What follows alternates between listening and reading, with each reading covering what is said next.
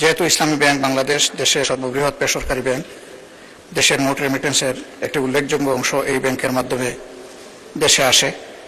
যেহেতু তৎকালীন ফ্যাসিবাদী সরকারের অব্যাহত অপপ্রচার এবং কর্মকর্তা কর্মচারীদের রাজনৈতিক হয়রানি সত্ত্বেও 2016 সালে ব্যাংকটি 447 কোটি টাকারও বেশি মুনাফা অর্জন করে।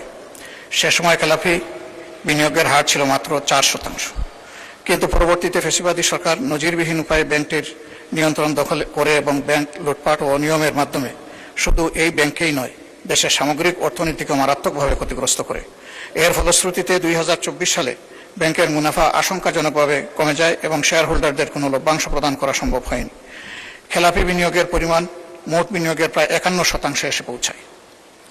যেহেতু ফ্যাসিবাদ পরবর্তী সময়ে ব্যাংকটি ধীরে ধীরে ঘুরে দাঁড়াতে শুরু করে এবং গ্রাহকদের আস্থা পুনরুদ্ধারের পথে অগ্রসর হচ্ছিল, এক বছরের ব্যবধানে ব্যাংকের মুনাফা 108 কোটি টাকা থেকে বেড়ে 137 কোটিতে উন্নীত হয়।